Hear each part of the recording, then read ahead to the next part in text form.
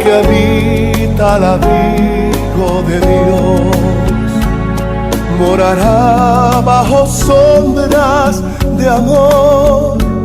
Sobre él no vendrá ningún mal y en sus alas feliz vivirá. Bienvenidos una vez más a Bajo su abrigo, en un apasionante, interesante tema que estamos tratando, que tiene que ver con raíces históricas, culturales, étnicas, de lo que pasó en esta nación entre dos pueblos, el pueblo judío y el pueblo, digamos, le llamamos payo nosotros, pero bueno, los que no, perdón, judío, digo yo judío, estamos ahí hablando de los judíos también, el pueblo gitano y el pueblo castellano. Así que en esta separación que hubo por un tiempo, en esta unión que la cruz marcó un antes y un después, al menos en mi vida, yo creo que también en la vida de los invitados que vamos a tener. Estuvimos ya en un programa anterior hablando de las cuestiones históricas que supusieron una separación, una persecución, un latigamiento, una extorsión a este pueblo gitano que venía por la frontera francesa, por el pueblo vasco, catalán, y estuvimos hablando con nuestros invitados que vuelvo a presentar. Tenemos a Paco Correas, Francisco Correas, para los amigos. Paco, bienvenido una vez más. Y también a José Nieto, Pepe, para los amigos, y aquí estamos entre amigos, también bienvenido de lejos. Y bueno, pues es una bendición poder, como en la semana pasada estuvimos, hablar de la raíz histórica. Estuvimos viendo cosas muy interesantes, si bien pues ya concluiremos en lo que Cristo ha hecho, pero queremos pues poner un fundamento, una causa, un origen, un saber el qué pasó, cosas que han quedado quizá en el olvido, como aquella pragmática, que me quedé toda la semana impactado de cortarle las orejas, como si fuéramos perros, ¿no? El Doberman, que le cortan las orejas a aquellos gitanos que no se acataran ciertas normas, leyes, esa persecución, ese quitar los niños recién nacidos, a veces para criarlos y luego ser como esclavos. Son cosas que son fuertes. Es verdad que Dios sana, pero es una realidad que debemos de conocer. Y bueno, habíamos estado viendo a los reyes católicos en esa primera pragmática, creo que lo dejamos por ahí, según mis notas, aproximadamente, con esa... y yo concluía también antes de acabar el programa diciendo que bueno, que eso ponía al pueblo gitano también en una desventaja, porque si no se les dejaba comerciar, si no se les dejaba fluir, si no se les veía con buenos ojos, realmente se les estaba abocando o forzando a un camino tarde o temprano de delincuencia y de vivir marginalmente. Retomemos el tema con libertad y pongamos un poquito más de antecedentes.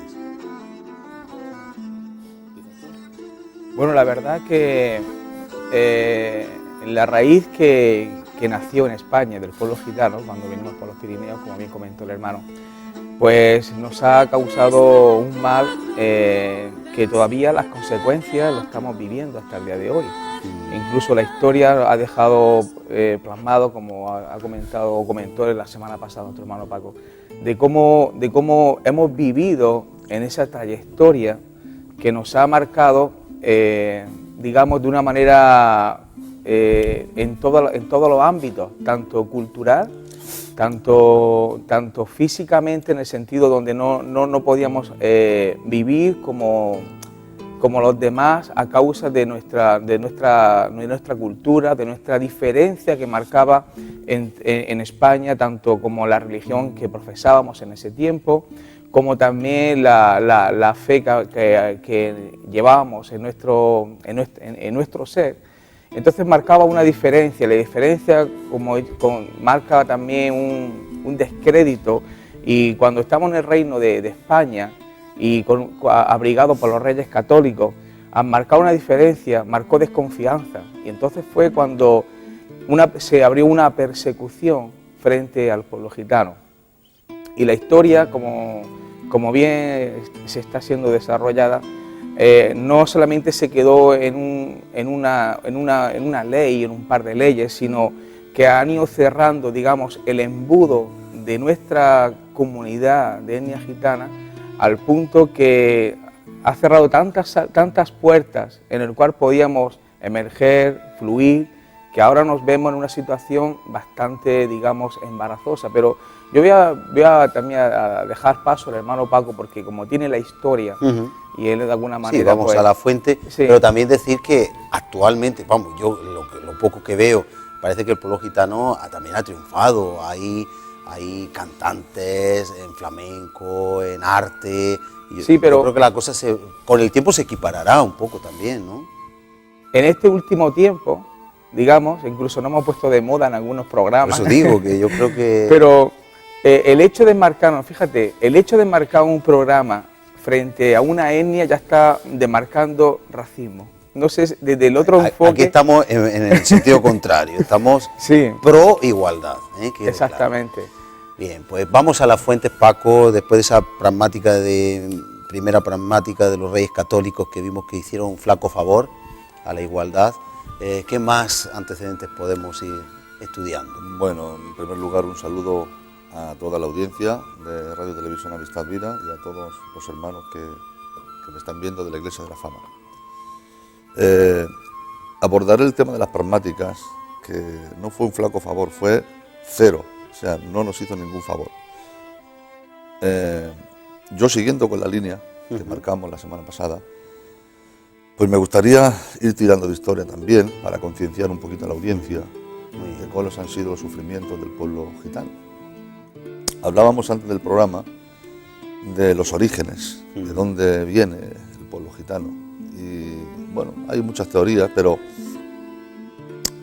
los orígenes del pueblo gitano han sido objeto de todo tipo de fantasías, han sido considerados, han llegado a ser considerados descendientes de Caín, o relacionados con la estirpe de Cam, que fue el segundo hijo de Noé. Algunas tradiciones incluso los han identificado con magos de Siria o con una tribu de Israel extraviada en el Egipto faraónico. Pero la más curiosa, la más chocante para mí es la que dice que hay una vieja leyenda balcánica que dice que los gitanos los convierte en forjadores y ladrones de los esclavos de Cristo. Curiosamente, motivo por el cual Dios les lanzó una maldición por la que tendrían que ser errantes por el mundo por el resto de su historia. Con respecto, siguiendo con el tema que nos planteabas, a las expulsiones y persecuciones, la documentación histórica de la que se posee recoge una larga serie de expulsiones en cadena, prácticamente desde su misma llegada a Europa. Estamos retomando la historia porque nos estamos dejando en el camino pues una parte importante, porque yo solamente estoy abordando a partir del finales del siglo XV, principios del siglo XVI en adelante. Estamos dejando atrás 15 siglos. Y puedo decir que, por ejemplo, en Francia, en el país vecino, el 8 de septiembre de 1427, fueron expulsados de Pontoise, al norte del país, y finalmente también fueron expulsados del propio París en 1439. Los gitanos fuimos expulsados de todo el país de Suiza en 1471, expulsados de Alemania en el año 1500, expulsados de Inglaterra bajo pena de muerte en 1514, expulsados en 1540 de Bélgica, también bajo pena de muerte. Para entonces, para ese siglo XVI, tanto en España como en Francia, a los gitanos ya se les estaba enviando a galeras, porque ya se había descubierto el continente americano y para remar se enviaba a los presos, a los esclavos y a los gitanos. En el siglo XVII, Portugal los deporta a América. En Hungría y Rumanía fueron sencillamente esclavizados, como ya decía la semana pasada. Pero centrándonos concretamente en la problemática en nuestro país, en España, los gitanos, al verse indefensos y saberse perseguidos, se escondían donde podían y donde se les daba refugio. En aquel tiempo se trataba o bien de personas que se apiadaban de ellos o frailes católicos que les ocultaban en las celdas de sus conventos, donde los perseguidores no podían entrar. No podían entrar porque no contaban con el permiso del gobernador. Claro. ¿De acuerdo? Pero los inquisidores, Cienfuegos y Campomanes y Valiente, pues se arredraron de poder y se nombraron ellos a sí mismos como gobernadores, en tanto que contaban con el apoyo de las Cortes para hacer y deshacer. O sea, fue una atribución de poderes. Estos a su vez mandaban a hombres con permisos especiales para entrar en los conventos donde se sospechaba que estaban escondidos los gitanos y sacar a esos pobres gitanos, en su mayoría ancianos, mujeres y niños, en donde quiera que se encontraran. Estaban muertos de miedo y eran sacados de malas maneras y muchas veces les mataban sin miramiento allí mismo y mirando por la economía, y esto me duele en el corazón tener que decirlo, porque mirando por la economía del país, agarraban a los niños por las piernas y los estrellaban contra los árboles para no tener que gastar dinero en munición, porque en este siglo XVII ya había aparecido las armas de fuego.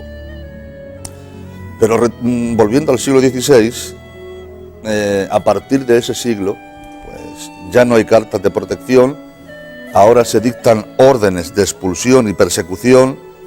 En suma, querido Ambrosio, querida audiencia, en el siglo XVI se prohíbe ser gitano. Durante 3 siglos, desde los siglos XV hasta el siglo XVIII, promulgaron más de 280 pragmáticas contra el pueblo gitano. Todas las leyes de la época, cédulas, decretos y pragmáticas referentes a los gitanos, lo único que pretendían era la expulsión de esta raza, de la etnia, o si no se conseguía al 100%, someterlos a esclavitud, o bien la persecución de su propia identidad, de nuestra propia identidad, de nuestra cultura, la lengua, la vestimenta, la residencia, coartarnos la movilidad, etcétera, etcétera. La represión a la que fuimos sometidos alcanzó mayor amplitud y crueldad con la Orden de Recolección General de Gitanos aprobada por Fernando VI en 1749, por la que un mínimo de 9.000 gitanos fueron conducidos como reclusos a presidios, arsenales y minas, donde muchos de nuestros hermanos de raza murieron de la forma más vil. Pero hay un capítulo negro dentro de la historia contemporánea, de la historia contemporánea, y fue cuando los nazis llegaron al poder. La ley de Nuremberg para la protección de honor y la sangre alemana desató una feroz persecución en contra de los gitanos, en contra de lo que se ha escrito, se ha visto en el cine y se ha publicado, que efectivamente la raza más perseguida fueron los judíos, pero no olvidemos que el gitano también sufrió las atrocidades del régimen nazi. Durante el Holocausto se declaró a los gitanos, atención, subhumanos.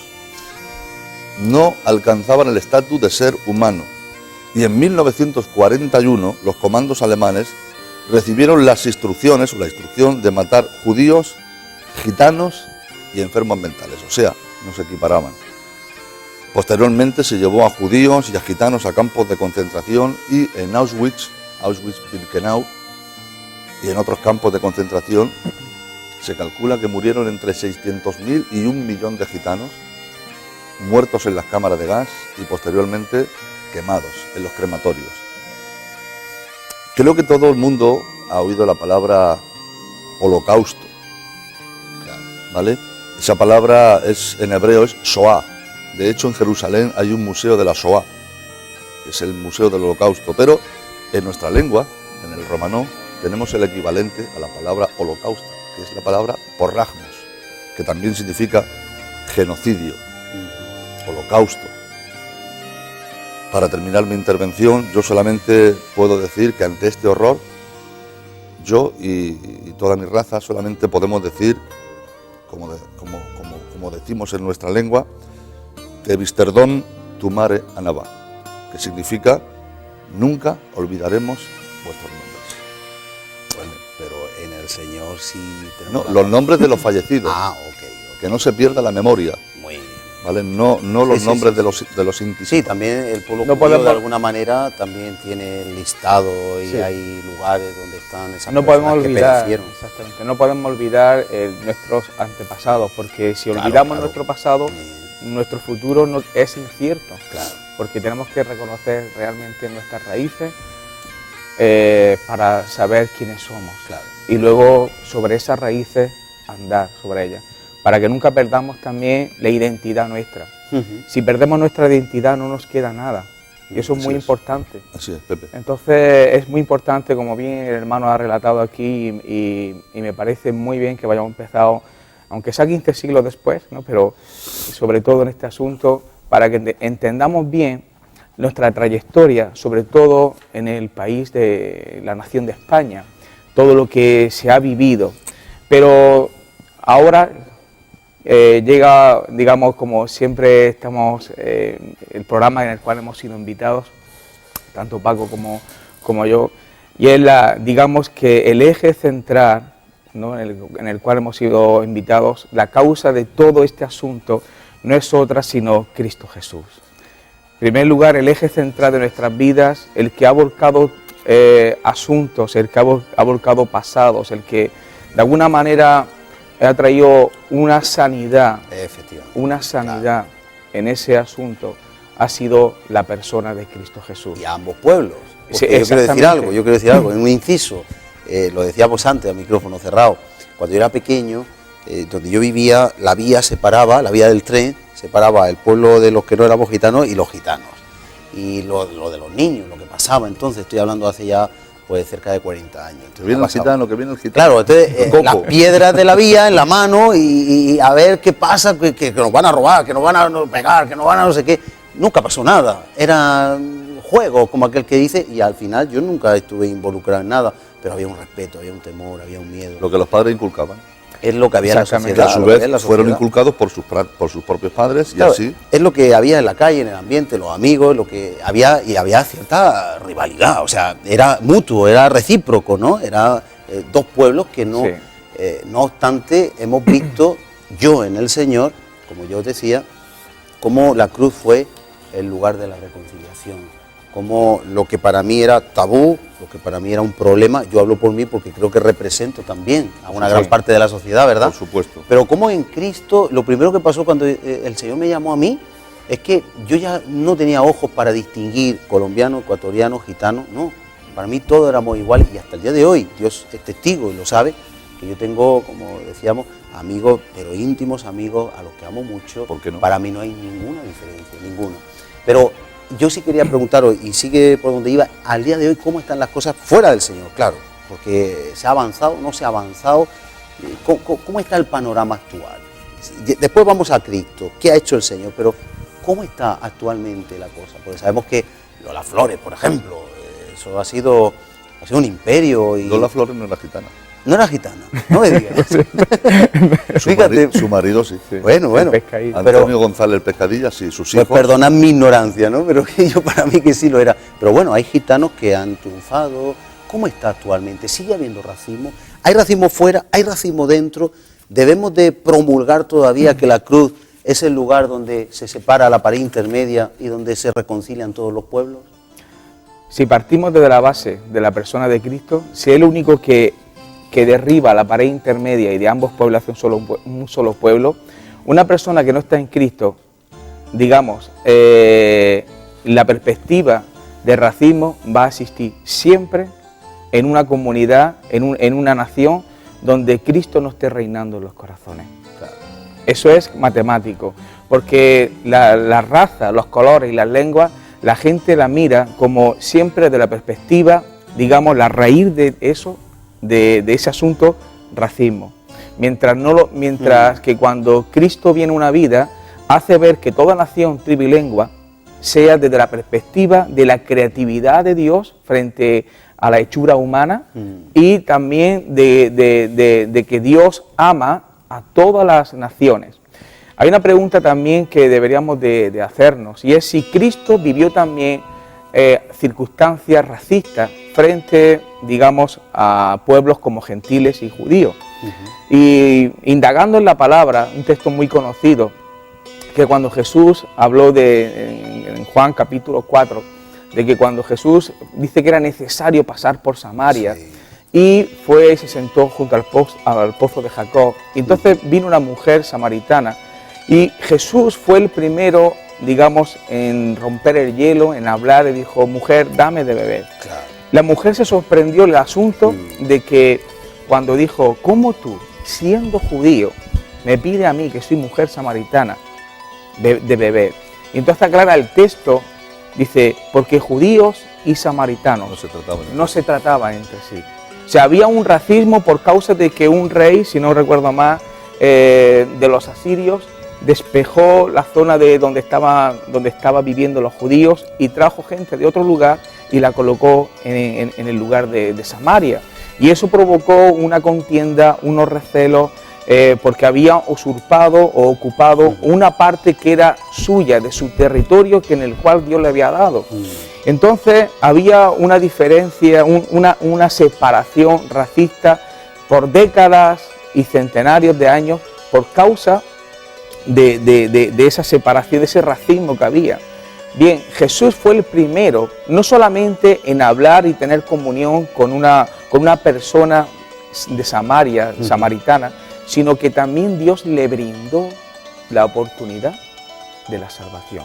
Sí, porque le dijo: si conocieras el que te dice dame de beber, el don de Dios, y quién es el que te dice dame de beber, tú le pedirías, y esta es la respuesta, y Él te daría. Quiero que sepan que también las personas que maravillaron a Jesús, fíjese la expresión, porque queda plasmática. Sí, sí, hay varios casos. Que las personas que maravillaron a Jesús fueron sobre todo gentiles. Extranjeros y gentiles. Exactamente. Primero fue el centurión, que tenía un siervo o un hijo, como en algunos pasajes habla, que estaba enfermo, y el otro la mujer sirofenicia, que fue a pedir ayuda. Que era griega. Sí. O sea, que encima todo denotaron una fe extrema en la persona de Cristo. Y los puso como ejemplo. Y sin embargo, Dios en ningún momento hizo una separación a la hora de la ayuda, de ofrecerle salvación, incluso a la hora de la muerte, la penúltima persona que Dios salvó. Un ladrón. Un ladrón. Está abierto en la cruz el puente a la reconciliación, no solo entre Dios y el hombre, sino entre los hombres. Qué mal conciliadores seríamos o reconciliados si estamos bien con Dios y mal con los hombres, ¿no? Hemos visto el panorama. ¿Qué marca la cruz? ¿Cómo ha actuado? No sé si queréis, sería un buen momento ver el vídeo, de ver cómo la obra de Dios llegó a España. Tenemos un vídeo preparado, pedimos a nuestros compañeros de producción que podamos ver 5 minutitos apenas de un vídeo donde vemos cómo la obra de Dios impactó en el pueblo gitano. No estamos aquí distinguiendo, sino sí viendo qué pasó luego en España con este pueblo que es parte de España. No podemos eludirlo, no podemos obviarlo. Y después vamos a ver qué ha hecho Cristo en el pueblo gitano y cómo ha habido esa reconciliación. Y aún podemos ser autocríticos y ver si todavía falta o no falta. Porque quizás yo lo veo desde mi perspectiva, pero pueden haber otras. Veamos ese vídeo. Ni todos los gitanos son evangélicos, ni todos los evangélicos somos gitanos. Pero tampoco nos vendría nada mal un poco más de su pasión por Jesús. Hola amigos y amigas, muy bienvenidos a Buenas Noticias TV. Gracias por acompañarnos. La fe en un Jesucristo vivo y cercano ha experimentado en los últimos años un gran crecimiento entre el pueblo gitano español. Un crecimiento que ha dado lugar a la Iglesia Evangélica de Filadelfia. Hoy vamos a participar en su congreso anual y conocer mejor su personalidad. Vamos a ver ya el reportaje que hemos preparado. El Evangelio alcanzado es para todo el mundo, indudablemente, para gitanos, para payos, para todo el mundo. Pero ha alcanzado a personas que dentro de su vida natural estaban totalmente destruidos. Muchos estaban en la droga y precisamente la droga en esta etnia ha azotado mucho a la juventud de los gitanos y muchos cayeron en las redes de las drogas. Y es prácticamente una de las tareas que tiene el Evangelio, porque al hombre no se le puede educar solamente lo de fuera, que es buenísimo, o ser moral, buenísimo, pero el problema está en lo interno, en el espíritu, y ahí nadie puede entrar. Gitanos, payos, ricos y pobres sufren los estragos de la droga, pero sin lugar a dudas sus consecuencias son más dramáticas allí donde más necesidad hay. El pueblo gitano ha luchado contra esta lacra por años y no siempre con éxito. Pero en los últimos años, poblados peligrosos donde aún la policía temía entrar, han sido transformados y hoy ya se puede hablar de un despertar gitano. Yo tuve la desgracia de quedarme muy joven sin padre, entonces me enredé en la vida que había en aquellos tiempos, que era el alcohol, me enganché en el alcohol y la verdad sea dicha, estuve durante varios años, pues estuve muy mal. El mercadillo es ahora el ámbito natural para muchos gitanos que antes vivían en la delincuencia. Gitanos que han cambiado el alcohol o las drogas por la Biblia, que han despertado a una fe viva capaz de mover montañas y que ahora se dedican a ayudar a los demás. La mayoría de los centros tenemos comedores sociales, aunque son centros de drogodependientes, pero no solamente vienen drogadictos, vienen gente también con problemas de muchas índoles, ¿no? De gente que no tiene nada, gente pobre, y nosotros pues intentamos de ayudarles en nuestras posibilidades. Somos centros, como he dicho antes, gratuitos, que nos financiamos principalmente pues con la obra de los fieles, ¿no? El mundo de los artistas gitanos también ha recibido la influencia de esta fe renovada. De hecho, muchos de ellos han sido agentes de este cambio, pues algunos han experimentado por sí mismos la libertad de ataduras y otros simplemente abrieron su corazón cuando se dieron cuenta que estaban perdidos. Nos conoce y nos relacionan con la verdad de Cristo. Entiende que somos un pueblo gitano convertido a los pies del Nazareno, de Cristo, y ellos reconocen de que también necesitan a Jesús.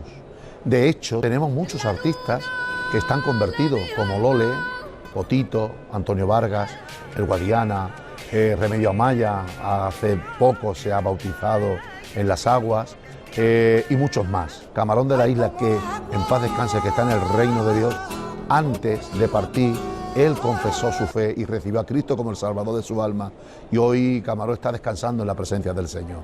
Un ejército me persigue y delante tengo el mar. Los evangélicos gitanos españoles forman la Iglesia Evangélica Filadelfia, que debe su nombre a una de las 7 iglesias que aparecen en el libro de Apocalipsis. En este congreso anual celebran sus 45 años de historia en España. En 1952, en la ciudad francesa de Brest, el pastor pentecostal Clement Lecossec decidió dedicar su ministerio a los gitanos. Muchos experimentaron un despertar espiritual que rápidamente se contagió a amigos y familiares. Algunos años después, en 1967, gitanos españoles que estaban trabajando en Francia también vivieron la misma experiencia. Así comenzó, con mucha lucha, con mucho entusiasmo, con mucho ardor y, aparte de todo eso, con muchos problemas que en aquel tiempo nos tenemos que enfrentar a ellos. Uno era la libertad religiosa. Estuvo 3 años predicando sin libertad religiosa, fuimos perseguidos por la justicia de aquel tiempo, porque la ley era así. Entonces, algunos fueron encarcelados y otros fueron golpeados, pero sin embargo permanecieron fieles ahí en el Señor. Nuestros hermanos franceses que estuvieron aquí, al principio en Madrid, fueron encarcelados, estuvieron unos 15 días encarcelados, pero sin embargo cuando salieron glorificando el nombre del Señor, porque habían podido sufrir cárcel por causa del Evangelio. El culto protestante gitano se extendió rápidamente. Pues algo que ha ocurrido en el pueblo gitano, hablábamos a micrófono cerrado, aunque volvemos un poco a la historia, porque Paco tiene ahí un poco más de material, que no es el chabolismo que hemos visto que en ese vídeo, y en otro, aquí en este vídeo está por lo menos en un plan cambio, pero a veces se vende la imagen o se nos pone delante de nuestros ojos la imagen para que parece que queda un concepto. Y es que pueblo gitano igual a chabola y marginalidad, ¿no? Peligrosidad, venta de droga, y no es eso. Realmente hay gitanos como vosotros que organizan la honesta, honradamente. Claro. Bien, había más históricamente, sí, algunos detalles que también queremos ver antes de venir a la actualidad. Sí, como bien dices, yo no quiero llegar a la actualidad sin hacer un recorrido histórico, ¿vale? Y remarcar bien para que se sepa de una vez por todas por dónde ha tenido que pasar el pueblo gitano. Así que vuelvo atrás, ¿vale? Y quiero recordar algunas pragmáticas que editaron algunos reyes, y voy a empezar por la más famosa, que se dictó en Medina del Campo en el año 1499 por los para mí mal llamados reyes católicos. La pragmática es muy larga, pero yo la comprimo y saco en extracto lo más importante, y es tal como reza: los egipcianos y caldereros extranjeros, durante los 60 días siguientes al pregón, tomen asiento en los lugares y sirvan a los señores que les den lo que hubieren menester, y no vaguen juntos por los reinos, o que al cabo de 60 días salgan de España, so pena de 100 azotes y destierro la primera vez, y que les corten las orejas, Ambrosio, y los tornen a desterrar por la segunda vez que fueron hallados. Pragmática del rey Felipe IV, firmada el 8 de marzo de 1633. Y mandamos a todas las justicias que, teniendo noticia que andan gitanos en su partido o salteadores, o sea, los equiparan, se reúnan todos y con la prevención necesaria de gentes, perros y armas, los cerquen, prendan o maten, y si los prendieren a los gitanos y gitanas que, por alguna causa justa, no merecieren pena de muerte ni galeras, que se queden esclavos para toda la vida. La pragmática del rey Carlos III tiene un total de 20 artículos, que yo evidentemente no lo voy a leer, solamente voy a leer un par de ellos. El artículo 11 dice: a los que no hubieran dejado el traje, la lengua o modales, y a los que, aparentando vestir y hablar como los demás vasallos, y aún elegir domicilio, continuaren saliendo a vagar por caminos y despoblados, aunque sea con el pretexto de pasar a mercados y ferias, se les perseguirá, se les prenderá por las justicias, formando proceso y lista de ellos con sus nombres y apellidos, edad, señor y lugares donde dijeren haber nacido y residido. Ese es el artículo 11. Y el artículo 20, y último, dice: verificado el sello de los llamados gitanos que fueren inobedientes, se les notificará y apercibirá que en caso de reincidencia se les impondrá irremisiblemente la pena de muerte, y así se ejecutará solo con el reconocimiento del sello y la prueba de haber vuelto a su vida anterior. O sea, les mataban por una minucia. Y por último, la pragmática del rey Felipe V del año 1745 dice: se ordena, atención, cazar a los gitanos por el hierro y por el fuego, y hasta la santidad de los templos podrá ser allanada en su persecución, arrancándolos de las gradas del altar si hasta él llegaren huyendo en busca de asilo. Estas son algunas de las pragmáticas que algunos reyes sacaron, pero hay cosas muy curiosas. Hay un poco de ensañamiento ahí, ya hasta usar perro y a la cacería. Como si fueran animales, bestias de carga.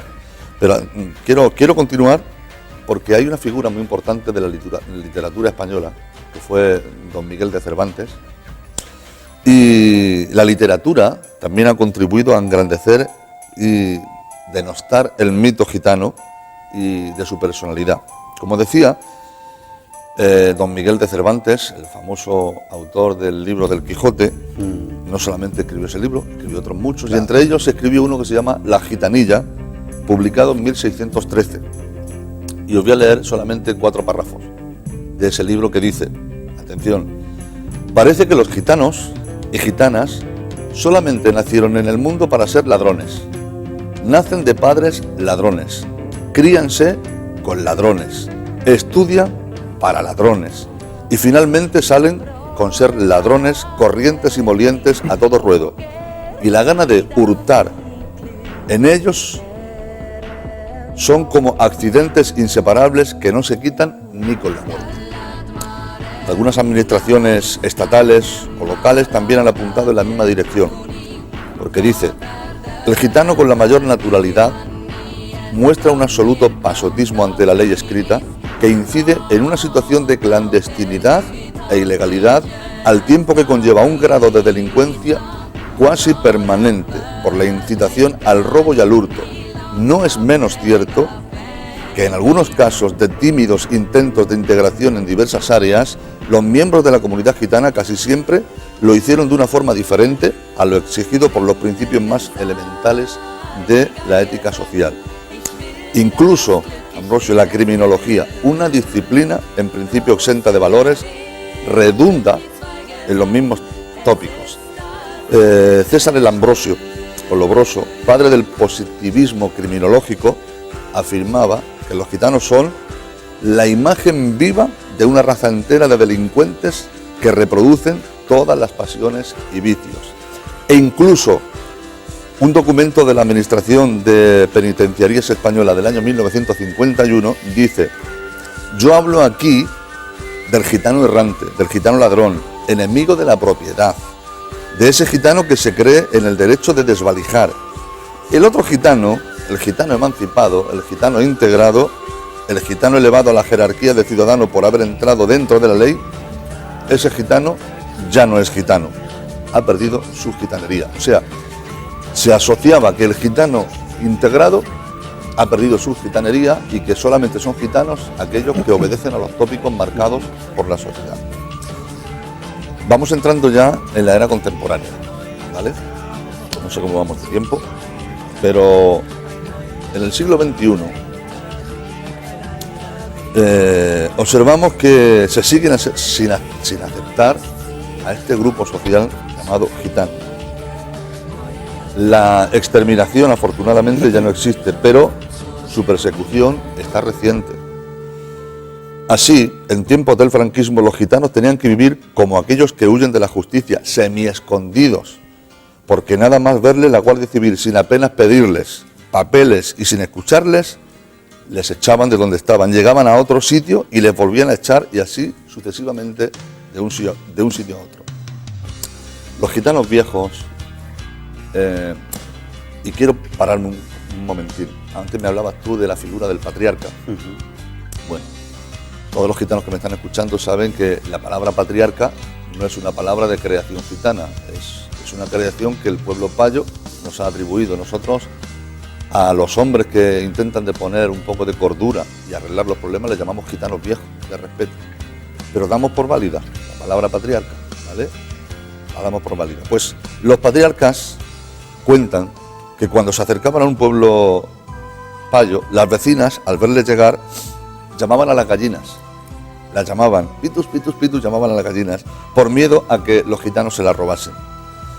De igual manera, si se daba el caso que se echaba en falta alguna gallina del corral, en aquel momento los vecinos se ponían nerviosos y sin buscar más decían que le faltaba aquellas gallinas y que habían sido, ¿quién?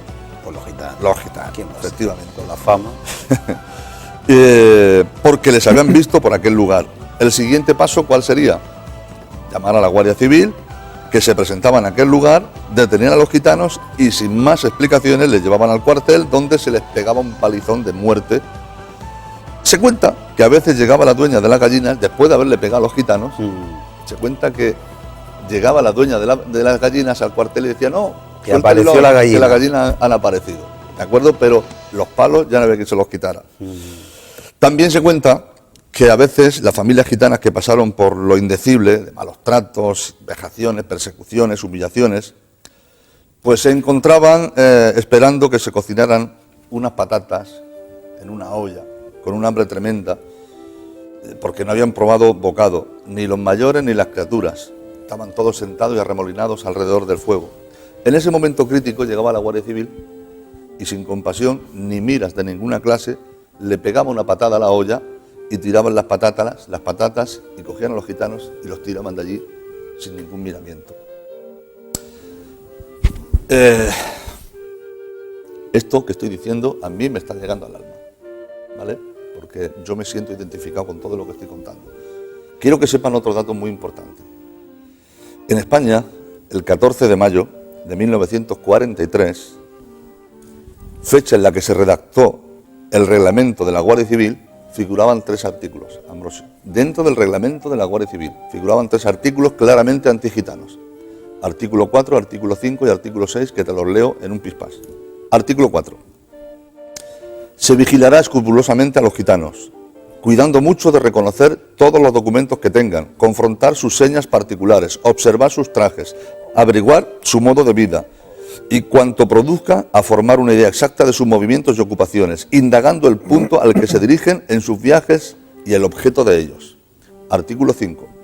Como esta clase de gente no tiene por lo general residencia fija, se traslada con mucha frecuencia de un lugar a otro en los que son desconocidos, conviene tomar en ellos todas las noticias necesarias para impedir que cometan robos de caballerías y de otra especie.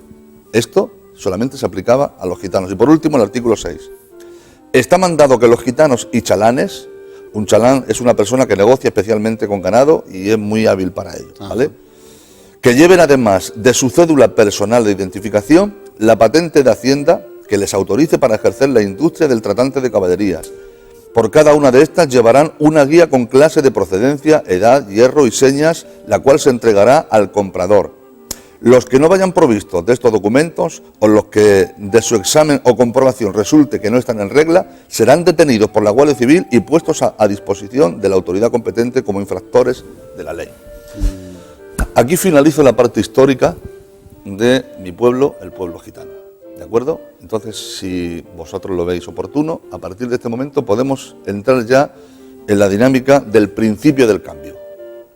¿De acuerdo? ¿Cuál es el principio del cambio? Hemos hablado ya de él. Sí, pero hemos hablado del cambio a nivel cristiano. Claro. A nivel cristiano. Yo quiero hablar del principio del cambio a nivel social. ¿Vale? ¿Cuándo empieza este cambio?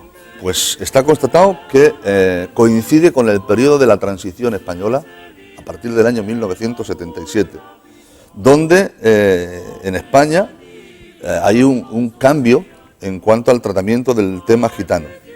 ¿De acuerdo? Con la entrada de la democracia. Bueno, sí, la entrada de la democracia, pero aún no se había editado la Constitución española. Porque los artículos antigitanos, esto me llena de orgullo, como diría un político, me llena de orgullo y satisfacción, como diría el antiguo rey de España, porque hay un gitano, y quiero hacer mención de él de una forma muy efusiva, que es don Juan de Dios Ramírez Heredia, que salió de la nada, de la provincia de Cádiz, analfabeto, y ha llegado a ser doctor honoris causa por la Universidad de Cádiz. Tiene la carrera de abogado, tiene la carrera de periodista, fue diputado por el Partido Socialista, ¿de acuerdo? Y eso que lo sepa toda España, la Carta Magna de la Constitución Española lleva la firma de un gitano, Juan de Dios Ramírez Heredia. Pues le voy a contar algo histórico. Verán, era el día 7 de junio. Lo digo ese día porque coincide que la fecha de mi cumpleaños, el 7 de junio. En el año 1978, la selección española se jugaba el ser o no ser de su pase a cuartos de final en los mundiales que se estaban celebrando en Argentina. Se estaban jugando el pase a cuartos de final con la todopoderosa Brasil, ¿de acuerdo? Pero en ese preciso instante había un pleno en el Congreso de los Diputados. 286 diputados estaban debatiendo varios temas allí, deseando determinar todos para irse a ver el partido Brasil-España. Lógicamente en televisiones en blanco y negro, porque claro, todavía no se había implantado de una forma grande la televisión en color. Bueno, cuando llega el turno de oradores, le toca el turno al Partido Socialista y allí aparece Juan de Dios Ramírez Heredia. Se sube a la estrada y todos pensaban que era una intervención de transición, para terminar pronto y que se marcharan a ver el partido. Este hombre empezó a defender los derechos de su pueblo. No es cristiano. Yo he tenido oportunidad de compartir mesa en una conferencia con él en la Universidad de Murcia. Es una persona encantadora. Empezó a hablar y hablar y hablar, y a medida que él iba hablando, tiene un carisma especial este hombre que capta la atención de la gente con una facilidad pasmosa. Pues poquito a poco la gente que estaban allí, los diputados, poquito a poco fueron prestándole atención. Y empezó a hablar de los sufrimientos del pueblo gitano, de las persecuciones, de todo el daño que se le ha causado, de todo el mal al que hemos sido sometidos. Y habló de estos 3 artículos antigitanos del reglamento interno de la Guardia Civil. Y después de una larga intervención en la que se olvidaron por completo del partido España-Brasil, jamás se ha oído en el Congreso de los Diputados un aplauso tan prolongado y tan vehemente como el que se le tributó a Juan de Dios Ramírez Heredia, y gracias a su intervención estos 3 artículos de la Guardia Civil fueron suprimidos del reglamento interno. ¿De acuerdo? No sé si quieres que No, me parece muy interesante. Nosotros estamos ya finalizando el programa. Ay, se me ha parado el reloj. Entonces, yo creo que da para analizar la situación actual, da para otro programa ya centrándonos en la actualidad solamente después de esta base. Pero yo creo que en el punto que nos encontramos sí que sería bueno ir concluyendo un poco con qué hizo. Hemos visto fuera del pueblo gitano, hay ahora mismo, hay racismo dentro y fuera del pueblo gitano, hay racismo Sí lo hay. al día de hoy. Sí lo hay, sí lo hay. Concluimos que sí lo hay. Sí. Y dentro de la iglesia, porque vosotros sabéis que, por ejemplo, Filadelfia, la mayoría son gitanos, pero hay también payos dentro de la iglesia de Filadelfia, igual que en las iglesias que no son de Filadelfia, también hay gitanos. Sí. Aunque su mayoría más o menos va respetando un poco. ¿Se observa racismo dentro y fuera? Yo no sé lo que Pepe opinará. Pues lo que es racismo general no. Puede ser, como ha dicho el hermano antes, a micro cerrado, ciertos focos de racismo pueden existir. Pero no es por la condición, quizás por la condición de expresividad, por la condición también de carácter, por la condición, más bien por esas causas, porque no concibe tampoco en mi mente de que una persona que es semejante, o sea, tiene la imagen de Dios, claro, se pueda despreciar, porque la palabra de Dios declara que si no amamos a los hermanos que vemos, ¿cómo vamos a amar a Dios que no vemos? Pero hay ciertos, quizás, digamos, raíces, Sí, ¿verdad? sectores, sí.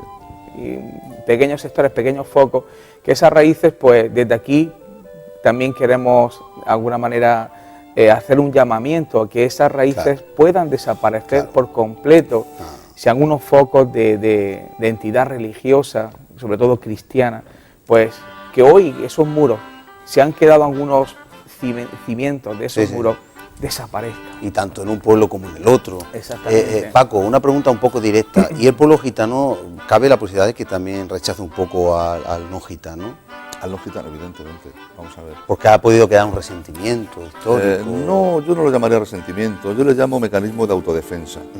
¿Vale? Todo lo que es diferente causa desconfianza.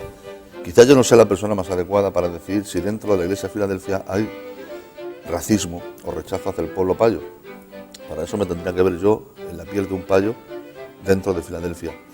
Sí puedo decir cómo me he sentido yo cuando he ido a iglesias que no son gitanas. Me he sentido desplazado, ¿vale? A pesar de que por mi aspecto yo no pueda parecer gitano. Pero en el momento que se sabe que hay un gitano, yo qué sé... Pero no serán todos los casos. No, al contrario. Yo he tenido oportunidad de predicar en iglesias fuera de Filadelfia, de denominaciones que no son gitanas. Tengo grandes amigos y me enorgullezco de ello. Pero si se me pregunta si yo percibo cierto aire, lamentablemente, y teniendo que ser sincero, sí, ¿vale? Como decía Pepe, no en una forma mayoritaria, pero muy sí, reducido, pero sí puede reducido. darse, O sea, puede todavía quedan esos pequeños recelos, prejuicios, esos prejuicios raciales, ¿de acuerdo? Tanto en un lado como en otro. Porque nosotros yo llevo pastoreando iglesias casi 30 años.